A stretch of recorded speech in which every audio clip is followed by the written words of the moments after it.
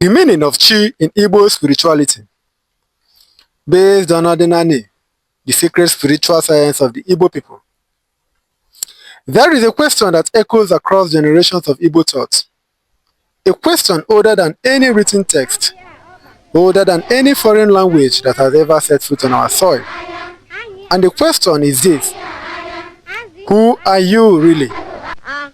Not your name, not your title, not the religion your parents gave you, but who are you in the eyes of the Creator? The Igbo ancestors answered that question with one powerful word: Chi. What is Chi? In Ordinary, the secret spiritual science of the Igbo people, Chi is not a vague concept. It is not an idea. It is not metaphor. It is a living spiritual reality. Chi is your personal divinity, the divine spark of Chukwu, the supreme being, placed inside you at the moment of your creation. Before you ever entered this world, your Chi was given to you in a realm called Bemo, the home of Chukwu and his divine spirits, not Anammo, the realm of the dead, as many have wrongly thought. This distinction matters. As the great Chinua Achebe himself wrote, Chi is best understood as your other identity in spirit land, your spirit being complementing your terrestrial human being. For nothing can stand alone, there must always be another thing standing beside it. Your Chi is that other thing, your divine double, your spiritual companion. From the moment of conception to the moment of death, your Chi never leaves you. In fact, the Dibia Afa, the sacred Igbo diviner, does not say Kene Chukwu, meaning thank the Supreme. They say Kene Chigi, thank your Chi, because your Chi is your personal, intimate link to Chukwu. The two meanings of Chi. The word Chi in Igbo carries two profound meanings, and both of them reveal something deep about the Igbo worldview. The first meaning is spirit, personal God, soul, guardian, spiritual double. The second meaning is daylight. Chi Ofufo means daybreak. Chi Ojiji means nightfall. Why does the same word mean both your personal God and the light of day? Because in Igbo cosmology, your Chi comes from the face of the sun. This is not poetry. This is ritual. When an Igbo man reaches a point in his life where he needs to set up a shrine to his Chi, he invites a Dibia to perform the sacred ritual of Idotuchi, the bringing down of the Chi from the face of the sun at the first light of dawn. This is the moment the Chi is invoked into the Okwensi Chi, the sacred shrine, where it will dwell in that man's compound until the day he dies. Your Chi lives where Chukwu lives. Your Chi arrives with the light. You are not a coincidence. You are a deliberate emanation of divine lights. Chi, destiny, and the paradox of free will. Now, here is where the Igbo understanding of Chi becomes truly extraordinary and where it has puzzled scholars for generations. The Igbo say, Onye kwe, Chi ekwe. If a person agrees to a thing, his Chi agrees to it too.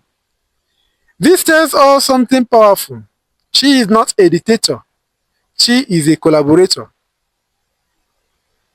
In Igbo belief, before you were born, you negotiated your destiny, your akaraka, your palm marks in the divine realm. Your Chi was there. You chose your path in the presence of Chukwu, and then you came into the world and forgot. Your Chi remembers. This is why Achebe said, the meaning of a person's life is only realized as a collaborative venture. Munachim, between the person and their chi. You are not a passive vessel. You are an active participant in your own divine story. Your chi holds the blueprint, your effort, your character, your decisions. These are the hands that built the house. But there is also a shadow side to this truth, Achebe noted with remarkable honesty. A man of impeccable character may have a bad chi, so that nothing he puts his hand to will work out right. Chi is more concerned with success or failure than with righteousness or wickedness. This is not fatalism. This is a call to relationship. To know your chi, to align with your chi, to do the spiritual work required to work in harmony with your divine purpose. Chi is not Chukwu, but flows from Chukwu. There is a common confusion, even among Igbo people today, between Chi and Chukwu. Chukwu is the great source. Chukwu is Chineke. Chi na Eke, the God who creates. Chukwu is too great, too vast to deal directly with individual human affairs. No shrines are built directly to Chukwu. No sacrifices are made directly to Chukwu. Chi, on the other hand, is the fractal representation of Chukwu that resides in each person. Chi is Chukwu made intimate, Chukwu made personal, Chukwu made accessible.